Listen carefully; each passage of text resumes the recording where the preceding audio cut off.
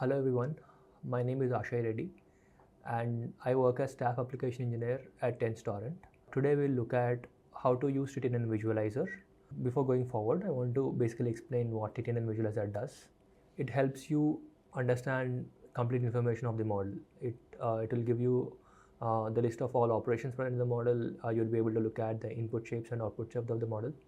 You'll also have the information about how these particular tensors are saved and are they tile layout or row major. You would be able to look at their data types. You'll also be able to look at how these tensors are saved in the cores, like in the buffers.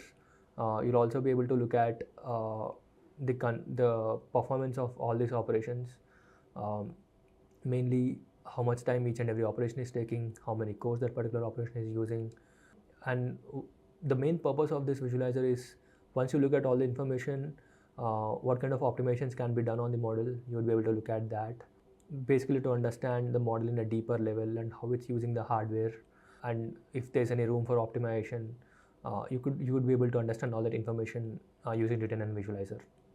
I'll just show you a brief look at how TTNN Visualizer looks. But before that, in order to use TTNN Visualizer, you have to install TT-Metal with Profiler enabled. Now, if you go to the link provided in TT-Metal installation page, you would have a step called buildmetal.sh. I want you to just add -p flag, which will build the TT-Metal with Profiler enabled.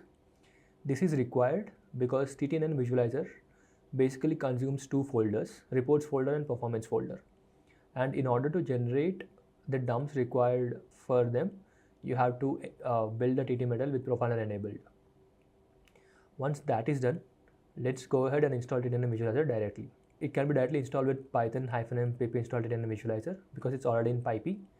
And to access TTNN Visualizer, it's just TTNN -Visualizer.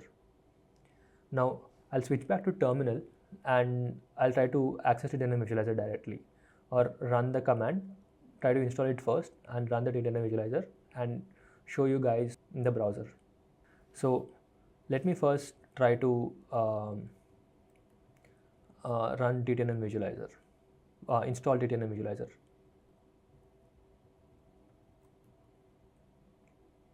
So I've already installed this package, so it's telling me we already have it installed. Let me go ahead and run TTNN Visualizer. It's TTNN Visualizer,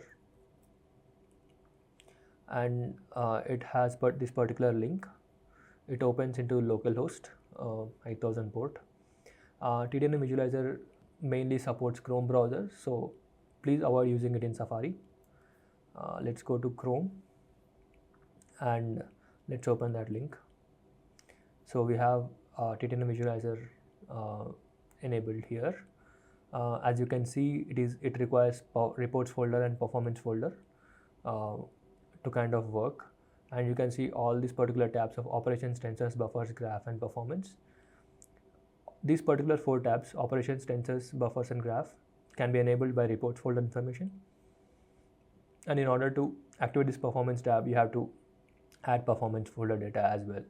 So we'll look at how to generate them in the next steps. Before that, let's move back to presentation, see how to generate reports folder and performance folder information. So in order to generate this, there's information provided about this in TTNN Visualizer page. In a short note, to generate reports folder, you have to set TTNN config overrides or TTNN config path. If you are giving that config file directly or in the terminal or directly, depending on that, you have to set that particular flag and then run your PyTest. Okay, and then once you run the PyTest on a particular demo file or a particular function, the dumps for it are generated. What you basically expect is a config.json file and a db.sqlite file. Let's go ahead and generate the TTNN the reports folder first. Let me switch back to terminal, and we can generate the folder there and look at what information, like look at the dump, like which files it will generate. Let's go ahead and open terminal.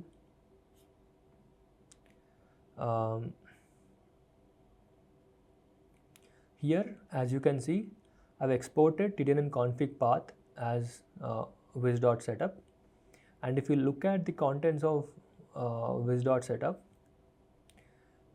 you can see it is the same recommended config that is provided in the documentation link. I've not enabled, I've disabled the graph report because it's an optional flag that you can enable or disable, and it basically takes significant time to generate it, so I'm just keeping it as false for now. And after you have set the config path to this particular file, either you could just export this particular information in this file as TTNN config overrides, or have it in a file and set TTNN config path to that particular file. So it's both ways of doing it. Either one works fine. So once that is done, just run your particular model or any other function that you want to run. Once you start the execution, in the very first lines itself, here you could see where the dumps are getting generated. As you can see here, the dumps are getting generated at generated TTNN reports and this particular folder. So let's copy this particular path where our particular files are generated, mainly config.json and DB database file. So this particular generation process takes some time. What's happening right now is it is looking at each and every operation. It's trying to know the information about the input, output, the layout of those particular tensors, how they are getting saved in the memory. It's looking at the the core allocation, tensor allocation of this particular operations, and it is saving all that information into a database file. If we have enabled graph reports true, you would also have an additional folder of graph where you have extra files. That's an optional flag. The minimum files needed are just config.json and db.sqlite files. So let's wait for a while until these are generated. So we are done with the generation part. You could see the files are generated in this particular folder that we have saved from above. You could see config.json file and db.sqlite files are getting saved. So this particular folder becomes our reports folder. After uploading this particular folder, we'll be able to look at tensors, graph information, buffer information, everything except the performance information. So we have to generate the dumps for performance folder as well. So let's go ahead and do that first. So even that is a straightforward process. We use Tracy to kind of generate the performance folder information. Before going ahead and running that particular thing, let's unset the variable that we have set right now, which is this TTNN config path. Let's unset this because whenever we run any particular TTNN execution right now, any PyTest file, if this is set, it always tries to save all that information and generate the config files for it. That is not needed right now. So let's go ahead and so the line or command to run to generate dumps for performance folder is as it goes right now. It's Python -m Tracy, because we're using Tracy for getting all the TT medallion performance reports. -p -r -v -m. Now it's just a straight away command that we are using. PyTest models demos YOLO4 demo.py. So once we run this, you could now see that it's logging the time for each and every operation. The performance folder gives us information of all the operations, the time taken for each and every operation to execute, the number of cores each and every operation is using, the percentage of DRAM it's using, how is the memory Is it a sharded or interleaved? The layout of the model, is it tiled or let's say row major layout? So it gives you all the information about in an operation level. This helps you understand the performance of each and every operation, the number of ops of each category, how much time they are taking using, the resources they are using in the hardware. So it gives you information about in this level, so that you could look at them and you can see if they can be optimized in any way. So it takes some time to generate the particular files. So let's wait a certain time to kind of for them to generate. Okay, now we have the file generated, and as you can see, we have this file generated here at this path. And if you can see the contents of that particular folder, it shows you 3 files. The ops file, which has the information of all the ops. You have a profile log device file, and you have a tracy file. So these 3 files are required, and this particular folder is uploaded into the performance folder. So just to recap, we have generated the logs for the reports folder, it is here, and we also generated logs for performance folder. Now let's copy these particular folders into our machine and upload them into TTNN Visualizer, and look at the information that it provides. So I already have them copied to my machine, or you can directly use a remote connection provided in TTNN Visualizer here and just directly use them. Because I've already copied it in my local machine, I'm just going to use those particular folders. The reports file contains config.json and db, the database file, so just upload them. And the performance folder contains, so before uploading performance folder, as you can see, operations, tensors, buffers and graph are enabled. Just to activate the performance tab, you have to upload the performance folder as well, containing these three files. Now once these both files are uploaded, you can see profiler and perf reports are synchronized. So both files are synchronized, and the combined information is provided right now. Let's go ahead and look at each and every tab and try to understand better. If you go and look ahead at performance tab, operations tab, you would be able to look at all the operations present in the particular network, the convolutions, the adds, the mesh, count2d and all. You would also be able to search the particular operation. You could sort them as well. You could look at those memory details.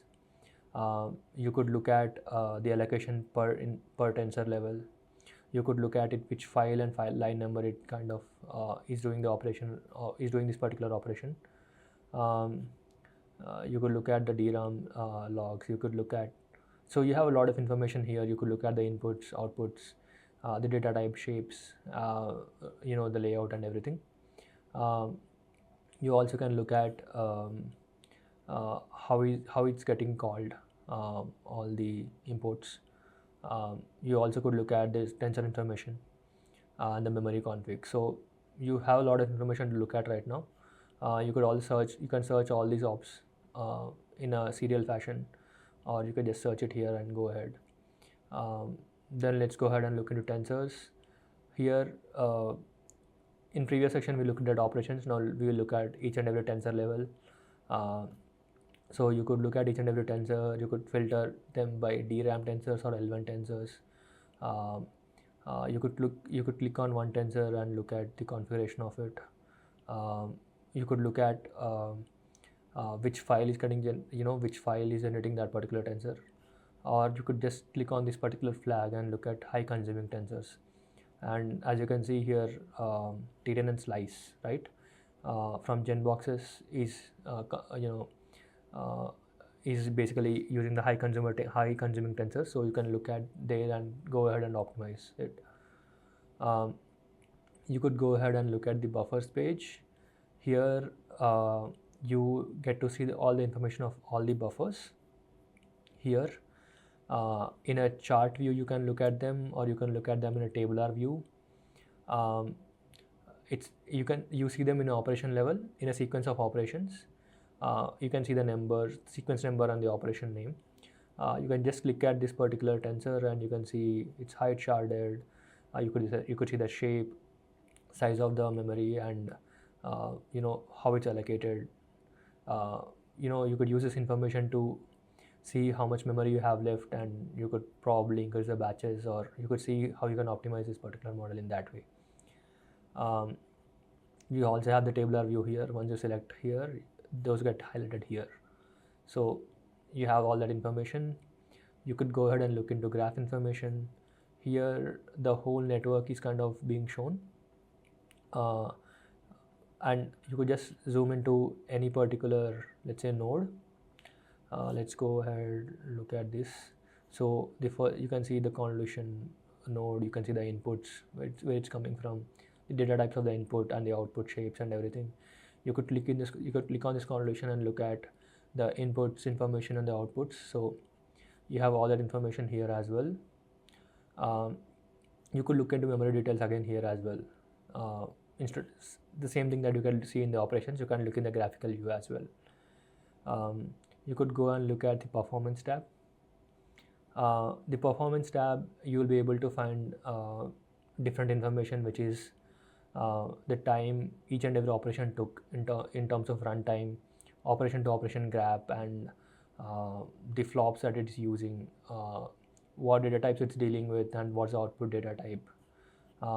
You could toggle this matmul optimization analysis, and it's going to tell you if your matmuls can be more optimized. So you could also look at different charts, like what's the percentage of each and every operation and how much percentage of time it's taking in the runtime. So even though convolutions are 7.7%, they're taking 30% of the runtime. So you could look at this information and see if you can optimize anything.